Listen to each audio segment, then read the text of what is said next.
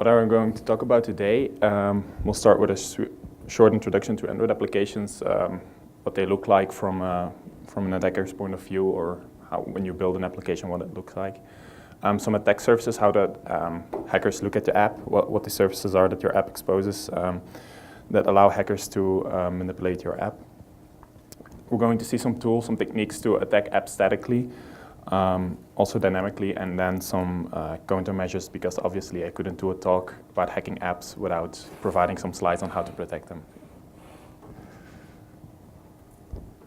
So this is a famous Android platform stack picture or diagram, which shows how an application interacts with the system. So you have your top layer where your application lives. It communicates with the Java API framework. There are some native C, C++ libraries. You have your Android runtime in which your app runs, together with some core libraries. Then you have the hardware abstraction layer, and then you have the Linux kernel, which is a little bit adapted for Android, but mostly the same Linux kernel, Linux. So it is an Android application. I know this is really basic stuff, just to get everybody on the same page. So you have an Android package, .apk is an installation file, is a binary that you install. It gets uploaded to the Play Store. You need to sign it, or you can sideload it on your device through ADB. It can be dumped from the device, so all the apps on your device, you can dump it through ADB if you want to play with the APK file. And it's just a regular zip file, so you can just unzip it and see the contents of it. And it's always signed.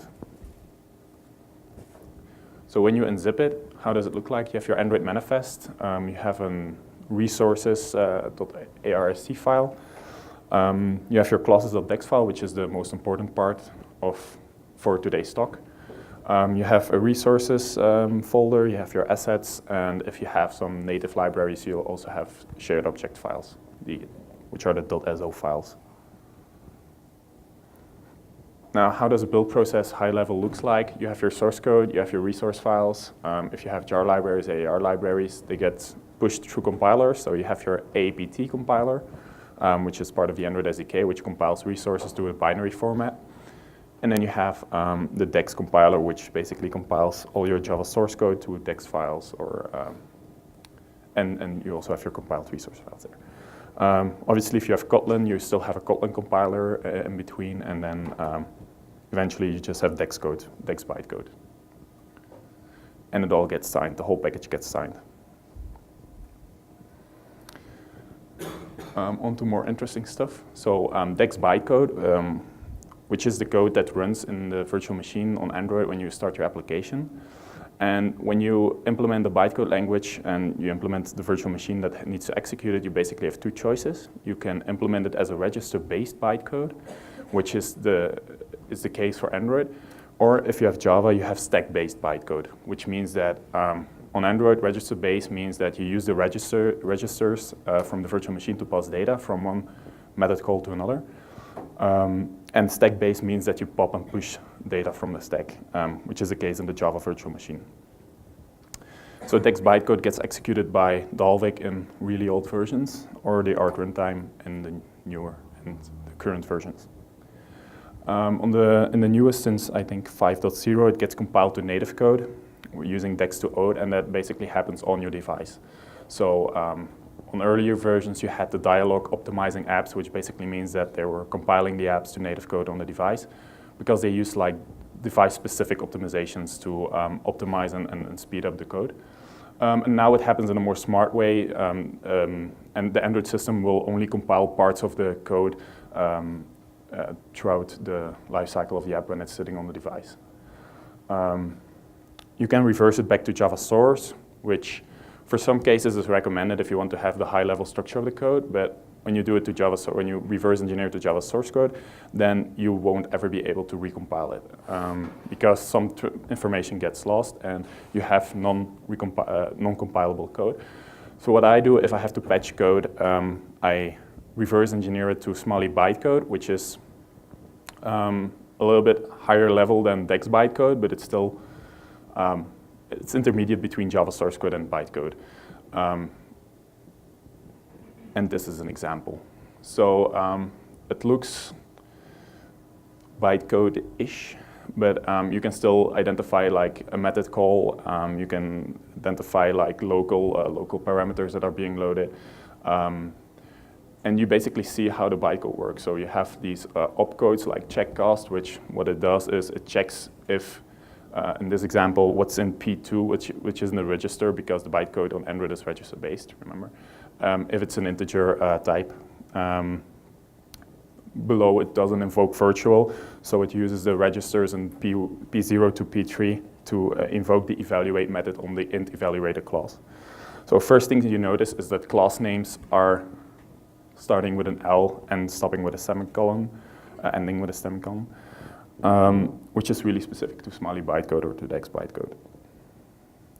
So this particular method evaluates if a certain object evaluates two objects, and it checks the type, and if it's integers, it will call the integer evaluator. It's cool, basic. So that was the introduction. We're going to use some bytecode or some reverse engineered Java source code throughout the presentation. But what are some attack surfaces of an Android app? First, before you start talking about attacking an app, you have to identify the different attack models that exist. For example, a hacker might, or a reverse engineer might reverse engineer your app offline and online, which means that offline, it just looks at the code like the bytecode that I just showed you. And online means that it will run the app on a device on which it has full control, and it will start to debug the apps, inspect memory, basically try to get information from the app while it's running, because some information might only be available on runtime. Another attack model might be an app on the device without root that is also installed next to your app. So if you write sensitive data to a public directory, that app might also get hands on that sensitive information. Or if you log something to your log call, which has a session token, for example, and an app with the permission to read logs can intercept your session token and do API calls. Then you also have the problem like an app on the device, but that has root access. Then you are really in trouble, because when an app has root access on Android, virtually any security measure is bypassed on Android, or it can bypass any security measure on Android. Then we have the man-in-the-middle attack, which basically doesn't touch the app. It just tries to man in the middle of the network communication between the app and the server and see what communication comes out of the app, tries to manipulate, tries to steal or dump sensitive information. And the last attack model that you can think of is when an attacker has physical access to your device. So imagine you're going to the toilet, you don't lock your device, so your app is just sitting there. What can a hacker do with the app? What can he extract from it? What can he leak from the sensitive data that it's stored? Some more research questions. So how does the app, so when I start pen testing an app, or when my team starts pen testing an app, what do? We have different research questions depending on the app that we're pen testing, but some of those might be, how does the app handle authentication? Does it use access tokens? Where does it store those tokens? Does it store username and password, which you shouldn't do? Does it have proper session management, which means that if the user logs out of the app and you still have the session token, can you still do session, can you still change things on the user account using the API with that session token? How does the app store user data? Does it use cryptography? Where does it store it? What does it do with the API keys? Does it put API keys in the app that uses like a third-party service which you have to pay based on usage? Does it have xPosed content providers? How does the app communicate is another research question. For example, does it just use HTTP? Does it use HTTPS? For financial applications, does it use certificate pinning, which is actually a regulation which is needed, part of the regulation of some financial regulation. I can't think of the name now. How does the app protect itself? Does it use obfuscation dynamic checks? Because that really influences how, or has an impact on how we attack the app. Because first we might need to do some deobfuscation, or we might need to patch out some code or hook some method calls to basically bypass root detection or stuff like that. So now it's hacking time. So the first part is we're going to attack apps statically. So this is a little flow chart, what you can do with an APK. So first you unzip it, and then you have the components that which I'm interested in this presentation is the for example, the SO libraries. So you can have Dario 2, which is open source, or Hopper or IDA Pro, which are commercial tools. And you can reverse engineer the native code to x86 ARM, x86 64 assembly. You have your classes.dex file, which is the Android bytecode. You can use dex to jar to go to Java source code, or you can use backsmali and smali to go back to Smali bytecode. And if you want to decompile the resources, you can just use AAPT, which is part of the Android SDK, because it also does the reverse thing. So it doesn't only compile resources into binary XML, it also decompiles it back to readable XML. This is an example on if you use APT to read the Android manifest. So on top is the command that you can execute. And basically, the D stands for decompile the XML tree in the APK and use the Android manifest.xml file. And you can immediately see that there's some information like it's an Android manifest file, but it has the notation of APT of the tool. But you can still see the activity tags, the element tags, or the attribute tags. Here, for example, is the application part where you have stuff like the label, the icon, the permissions that it uses, the activities that it defines. Interesting stuff because you first look at the Android manifest to figure out how the app is structured, what the entry points are to the app, what we can start fuzzing or what we can start playing with. And for sake of completeness, I added APK tool. It's a nice tool to experiment with. You guys know APK tool? Anybody used it before? Yeah. So it does some things automatically. So it decodes your Android manifests. It reverse engineers the code. But the problem with APK tool is that the minute that you have any obfuscation like some DEX card or something or any commercial tool, it just crashes. So that's typically not my preferred tool. This is my preferred tool for the code, for the bytecode that I look at. So it's called Bytecode Viewer. It's an open source tool. And the cool thing here is you have 3 decompilers next to each other. And in this case, it decompiled one single class, but it used 3 different decompilers. And the reason why is, in the middle, I always put the bytecode decompiler. It just dumps the bytecode. That always works, but it's bytecode, and it's a little bit more harder to read. But on the left and on the right, you have 2 Java decompilers, like the Procyon decompiler and the Sternflower decompiler, which decompiles to Java source code. But sometimes the decompiler is not perfect and it crashes. But if one decompiler on the left crashes, I can just continue with the code in the bytecode, or in the Sternflower that might not crash on that part of the code. And that gives me pretty good options of decompiling the whole part of the code, the whole class.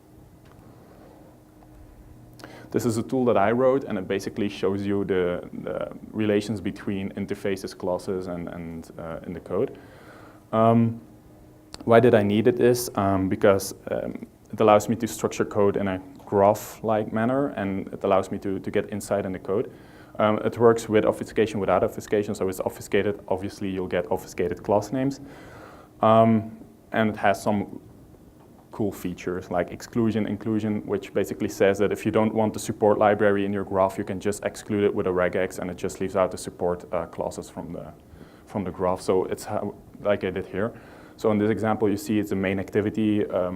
It's a 2048 app, which is the game with the blocks that you have to get to 2048 by sliding blocks next to each other.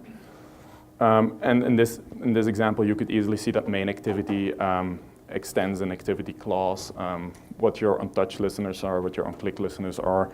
And the cool thing is that if this is obfuscated, you can still see the Android classes from which it implements an interface or extends a class, because obviously Android classes, you cannot obfuscate that because else the app won't run.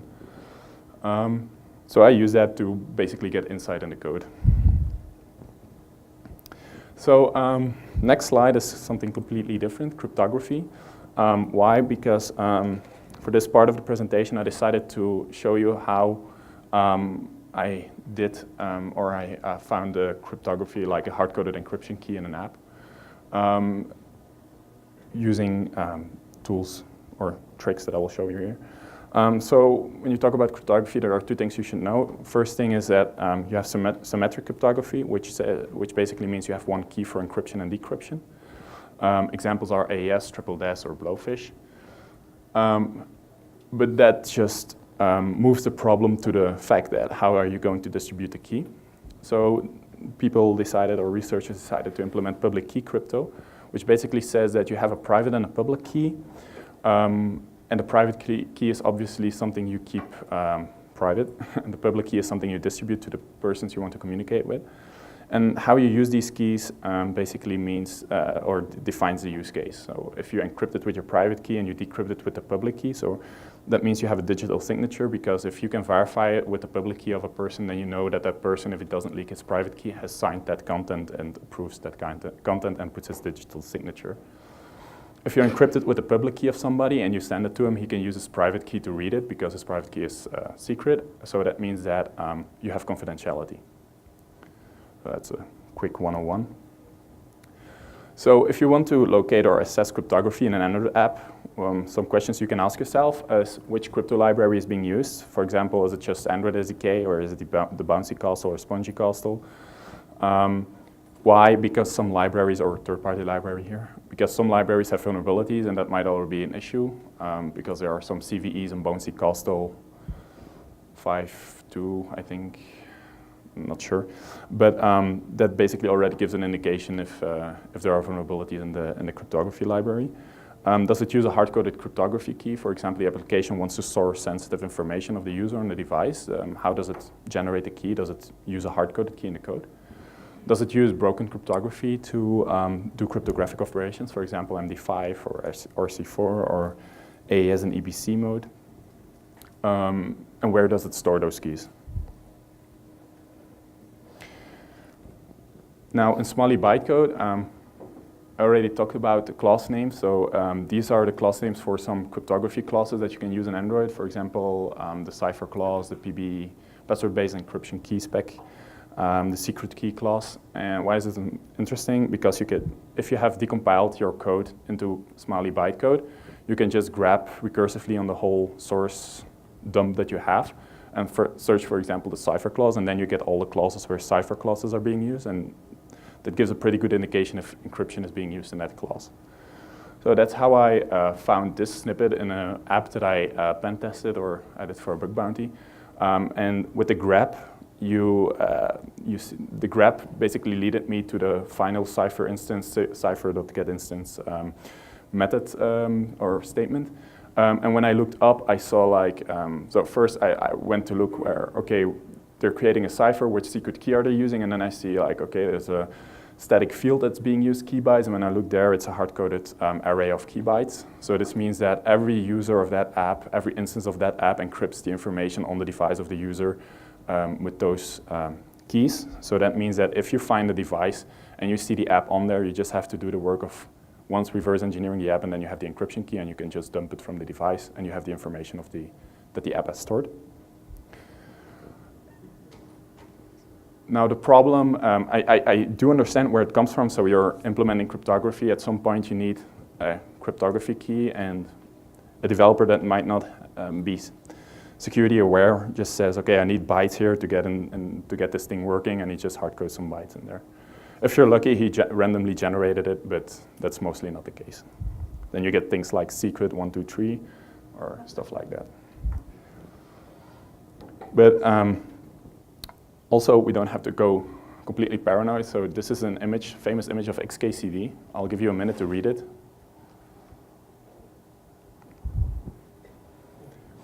So basically, what it says is that you can define or design the most secure system. You can use 4096-bit RSA.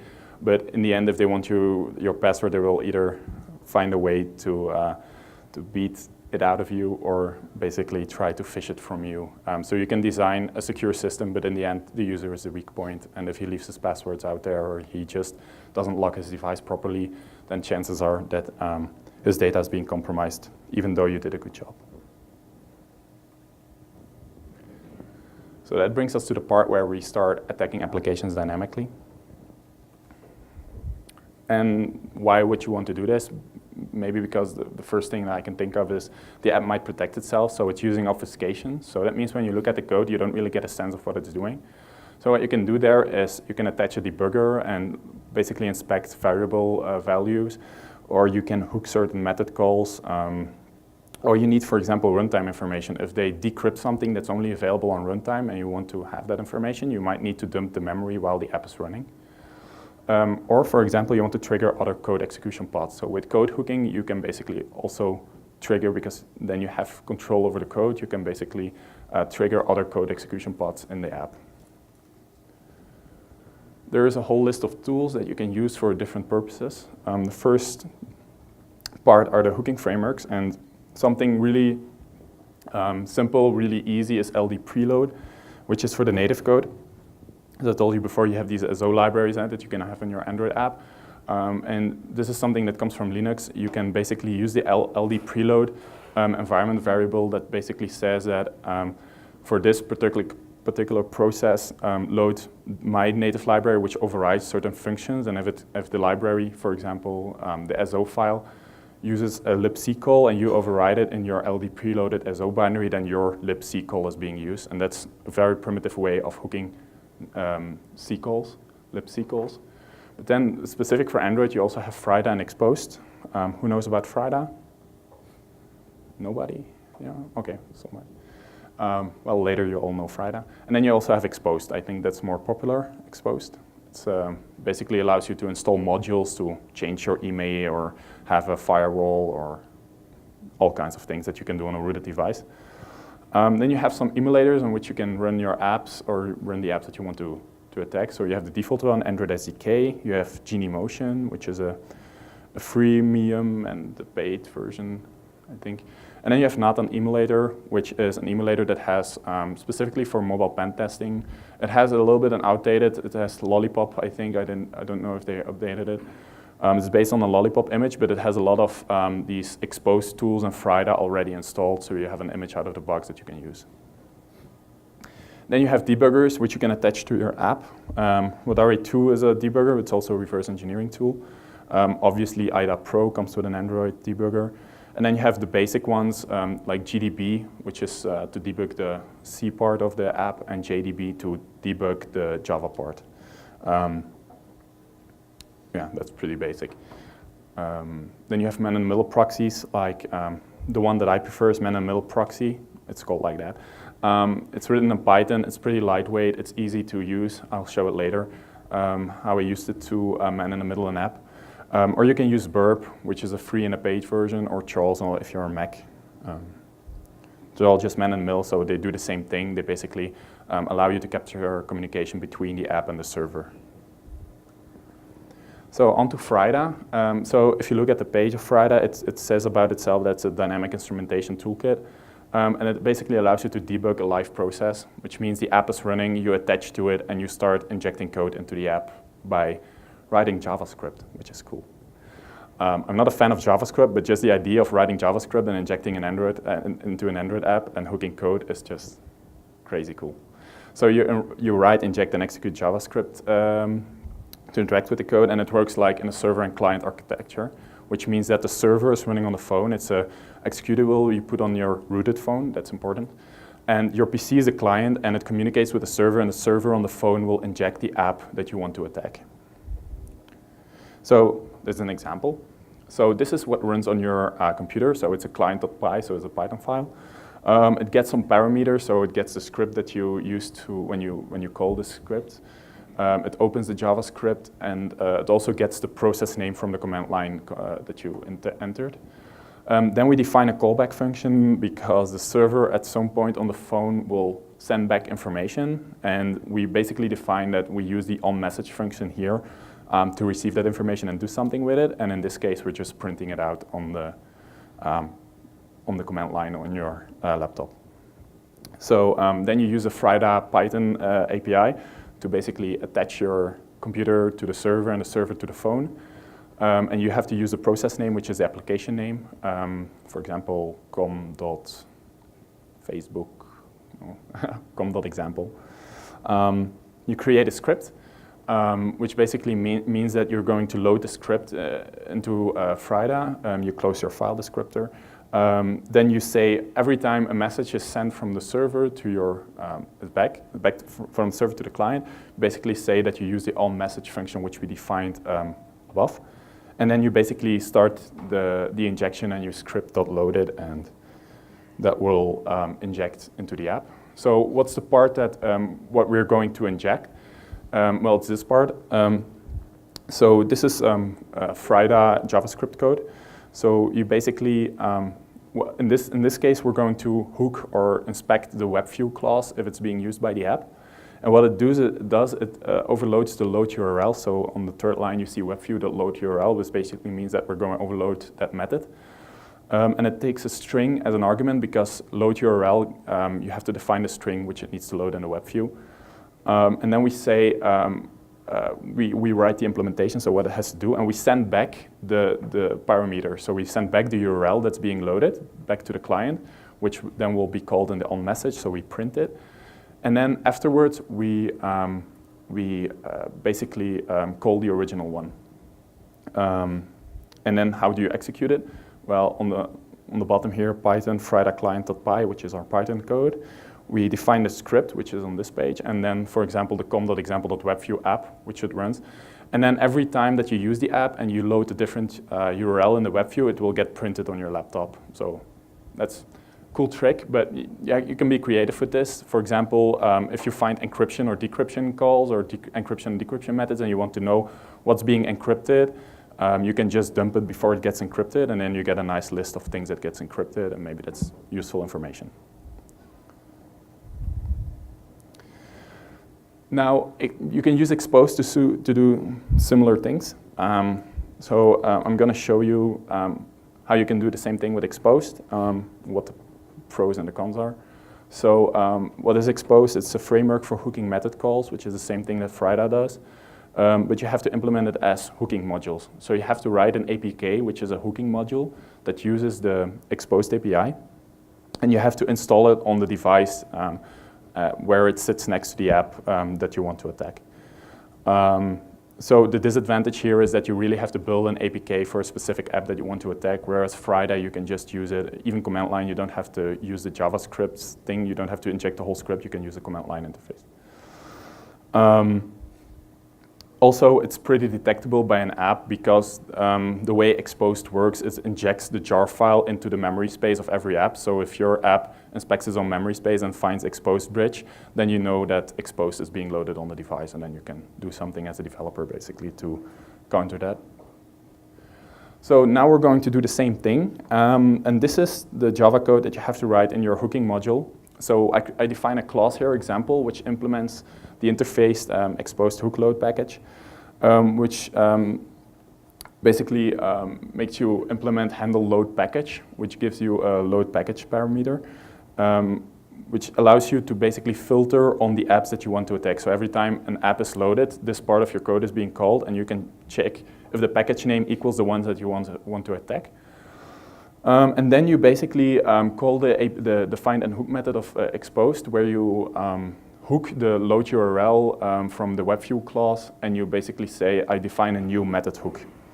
The new method hook needs you to implement two methods, the before hooked method and the after hooked method, which basically does what it says. So before hooked method means that this code will be called before the method actually executes that you're hooking. In this case, we're doing the same thing. We're taking the URL from the parameter, and we're dumping it in the log file to basically inspect every time a URL is being loaded. And afterwards, we do nothing. So then the original method is being called, and then you enter in this method, but it's empty, so you just return. But yeah, again, you can be creative with this. You can put different things. You can hook different things.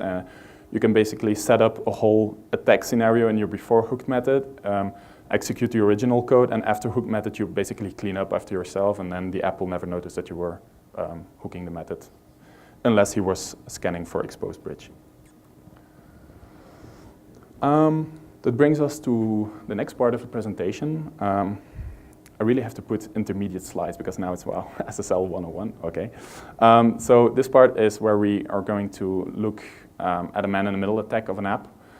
So we're going to attack man-in-the-middle. We're going to attack an app when it's communicating to the server. Well, in order to do that, we need to understand some basics of SSL. So SSL or HTTPS, it uses the notion of a certificate, which basically means that it's a cryptographically secured piece of information which basically it's like an oracle that if you say like, this is my identity, is it of the server, is it really the server that claims to be, and then you get a yes or no, and just assume that it's mathematically correct, that you trust it. Certificates that I'm talking about are issued by certificate authorities, or CAs, which are servers around the world that are assigned to basically issue these certificates. So your device trusts a set of these root CAs, what we call. So on your Android device, there is a set of, I think, 150 root CAs installed. And every certificate that they issue, your device trusts. So that means that every server or every server that you want to set up a secure connection with needs to have a certificate that is issued by one of those 150 root CAs. And then before you set up a secure encrypted connection, there's basically what they call the SSL validation check. And it's basically like the server is showing you a certificate and you're checking if that's a certificate that you get from the server, if you trust that. Which basically means that you're going to do the chain of trust exercise. So you get the server, in that piece of information, in that certificate, it also says which CA, which intermediate or root CA has signed it. And that means you go up in the chain until you come to the end, or until you come to a point where you trust that certificate. And if you don't find the trusted certificate in the chain, it means that you're being man in the middle and you don't want to trust that connection. Or you're not being man in the middle, it's just like the server doesn't have a certificate that you trust. It's a correct statement. Now, what is the problem? If you can install your trusted certificate on a device, or you have a malware that has root access and can install a certificate on the device, that means that you're subject to a man-in-the-middle attack. And what that basically is, your application, before it makes an encrypted connection, it will ask the server to identify itself, and the server returns a certificate. But if you have a man-in-the-middle person or man-in-the-middle attack, the application will talk with the man-in-the-middle. It will say, okay, identify yourself. The man-in-the-middle returns his certificate. Your malware already installed his trusted root CA. So you get that man-in-the-middle certificate, your application trusts it because your device trusts it. So by default, all your Android apps trust all the SSL certificates on the device. And meanwhile, the man-in-the-middle will talk with the server, but this means that the man-in-the-middle can see, alter, change anything you're sending through from app to server. So why would you want to do a man-in-the-middle attack? It allows you basically to test or discover its communication footprint. So what is it communicating with? What APIs is it calling? But also, when you use man-in-the-middle proxy or burp, you can write your own scripts that do stuff with the information. So you can fuzz it also, which means that you can use SQL injections, you can do XSS, you can do anything on the API backend that you want by fuzzing it. In order to achieve a man-in-the-middle attack, you have to install a trusted or user certificate. Install a trusted user certificate if you're on lower than Android 6.0, because if you install a user certificate there, then that certificate is trusted by all apps. They changed that in 6.0 and upwards, where you have, if you want to have it for all the apps, you have to install a system certificate, but then you need root access to the device. But this, again, is from a pen testing point of view. If a real attacker would want to do that, it would use like a root exploit like stagefright or something to basically get root access, install a certificate, clean up, and then you'll never know that a certificate has been installed in systems. This is how you can man-in-the-middle an app that's running on an emulator. So you start up the emulator, and you basically use the HTTP proxy flag, which proxies everything through your local host, where we set up the man-in-the-middle proxy. And then we just use man-in-the-middle proxy and we say, okay, listen on port 3030 and proxy that information. This is an example of an app that I was pen testing. So this app had an issue. They were using an advertisement SDK, but they were just using it because they needed revenue and they didn't inspect what the advertisement SDK was doing. And apparently the advertisement SDK was siphoning personal information like email number. If it had access to the contact list, it was silently siphoning contact information back. At the time when I took the screenshot, I made it a little blurry because I was still in responsible disclosure. I don't think they want me to say, well, at least, yeah. So it was a big problem. They didn't know it. The whole revenue was based on this advertisement SDK because it gets installed by different apps and then they can collude with each other and then they get like an online profile of the user. So this was a big problem. Now, that was the section about attacks. So I still have some time left for countermeasures, because obviously you also want to know how can you protect yourself or your app. So first thing I want to say is you can only do so much. There's no silver bullet to completely lock down any code that's running on a client that you don't control, for example, an Android phone or that other competitor. It's all the same thing. You download code, it runs on the client device, and by default you shouldn't trust any client device, because any information that comes from there might be changed, it might be altered. But some things that you can do, for the static attacks you have obfuscators. So who knows ProGuard? I think everybody knows ProGuard. Then you also have the commercial tools like the commercial brother of ProGuard, DexGuard. You have other obfuscators, Arxon, a whole lot of them. And they all do the same. They change the code, they add string encryption, they add control flow obfuscation, they add all these cool things to basically scramble your code. And when you look at the code from a reverse engineer point of view, it just looks like crap. It still works perfectly the same way. Semantically, it's perfectly equivalent. But for a virtual machine, if it's readable, human readable or not, it doesn't really make a difference. It just needs to execute a code that's semantically or logically equivalent. And then you also have packers, which basically pack your code, pack the classes.dex file, they encrypt it, and they add some bootstrapping code that basically when the app launches, it will decrypt the classes.dex code and it will put it in memory. So your code is only accessible, in memory. So when you look at it statically, there's none of your code available to read. So if you want, if a reverse engineer wants to have access to that code, he will need to dump the memory, carve it out of the memory, and then he has the whole classes.dex file, which is not bulletproof. It's also not easy, but there are some tools for different packers that already automate the process because there's not a lot of randomness in the way they do it. For example, the really primitive packers, they just decrypted the whole classes.dex file at once, so you knew that if the application was loaded, if you were at the home screen, then you knew everything was in memory. You just dumped the memory and you just carved out a memory region and you had the whole classes.dex file. Then you have dynamic protection. You have different techniques that you can do that basically you put it in your code. So when you have your app, it's basically tangled with these things, like you can have root detection in several places in your code, where it basically looks at different device attributes of the device, like the build production name, does any files, can it do something in a directory, can it write something in a directory that shouldn't be writable? There are a whole lot of things that you can test for. There are some open source code snippets. There are commercial tools that allow you to do this.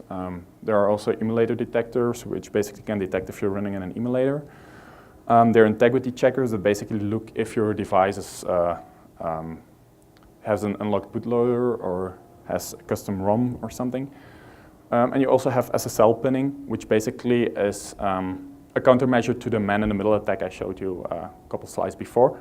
So what it basically does is you have libraries to SSL pin where you don't trust the whole chain anymore. So the problem with man-in-the-middle is that your app by default trusts all the certificates on the Android store and that are on the Android system.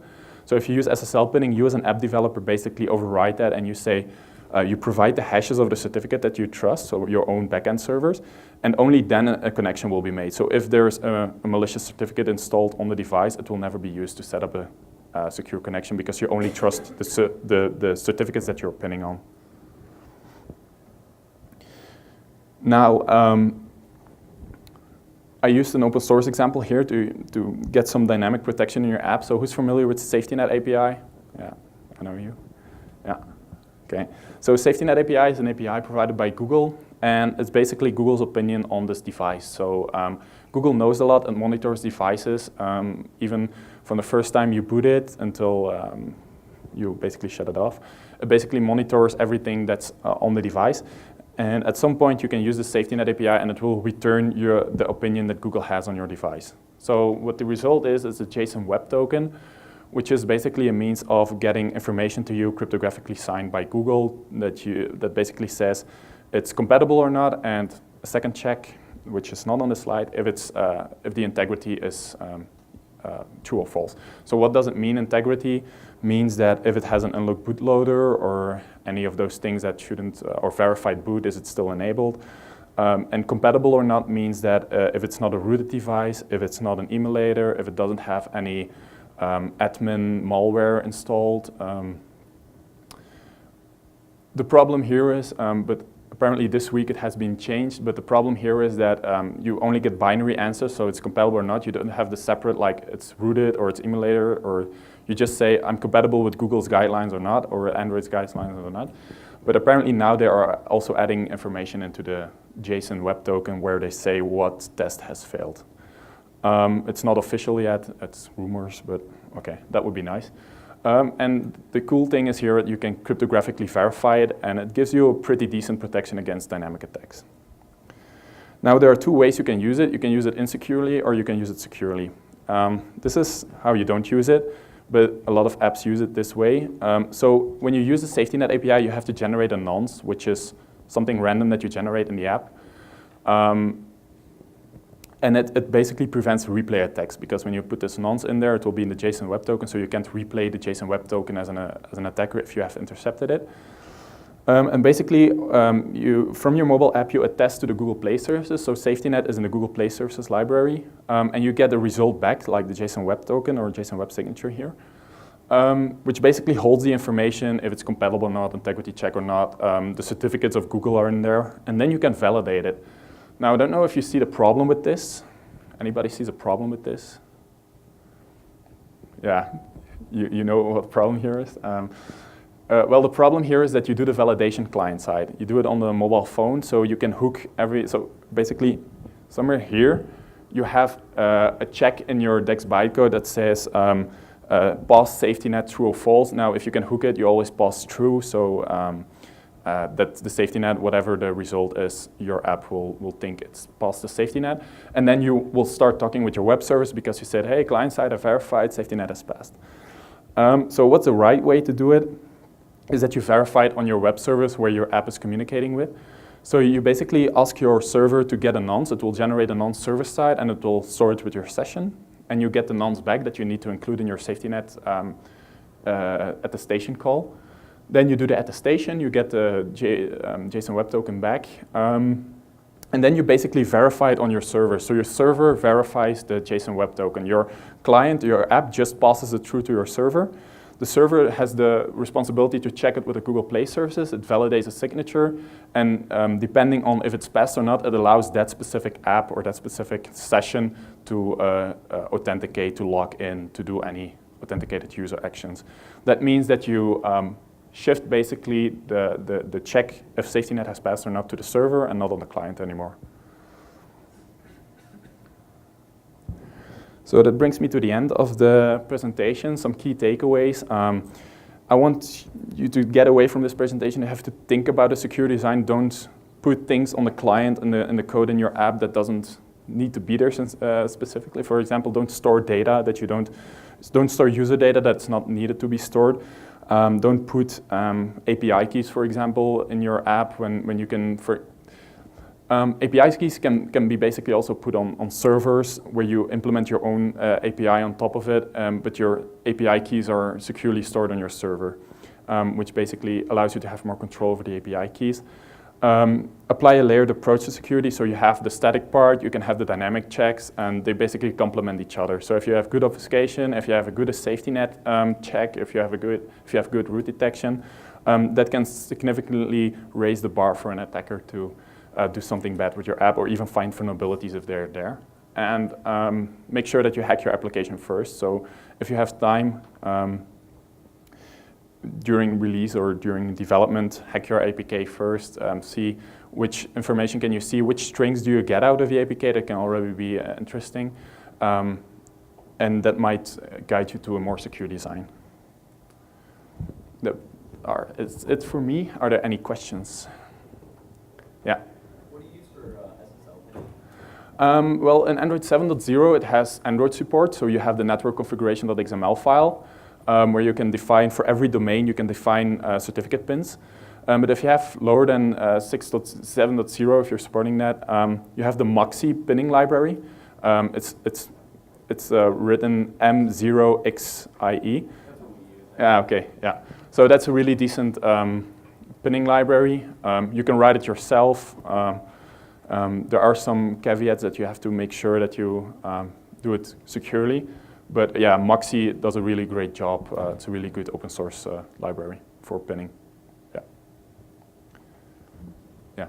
So if your class is .dex and you use the dex to jar tool Yeah. to generate the Java source, how human readable is that? It depends. If obfuscation has been used, particular commercial products, commercial obfuscators, then it's unreadable almost. It just gives you a, not even that, I would say a high-level overview, but the real commercial tools already scramble like class hierarchies and stuff, so it doesn't really give you a lot of information. I would just go to bytecode or some, I mean, when it's really good obfuscated, then there's little chance that you have anything readable out of it. Certainly if you want to patch the bytecode, then you shouldn't go to Java source code because that never will recompile. Yeah. What's your recommended way for storing access tokens or refresh tokens while the session's live? The recommended way, sorry? If you have an access token and refresh token for communicating to your server, what would you use Yeah. for that to minimize this? So I assume you have done the authentication username password and you get back a token. You don't want to store the username password, obviously. Well, you can use you can generate a private public key. You can encrypt it with a private key. You can store it wherever you want. With the public key, and you store the private key in the key store of Android, which is hardware backed. And whenever you need a session token, you get the private key from the key store. You decrypt it, and the only attack window then is that the session key is available in memory at that point. But that's the best you can do. If you don't, because I know that there are compatibility issues with the Key Store API, like Samsung has some weird things doing with the Key Store API. What you can do then is do the same thing, but put it in the shared preferences, but then on a rooted device, all bets are off, because if an app has root access, it can go over any private directory and get all the shared preferences. Yeah. Best thing would be that you basically allow the user to specify a passphrase, and then every time you need information that has been encrypted with a passphrase, you ask for the passphrase. But user experience, it's not that great then. All right, if any other questions, feel free to chat with me. I'm here all day. And else, I'm also on Twitter, which is beneath at the bottom of every slide. Thank you.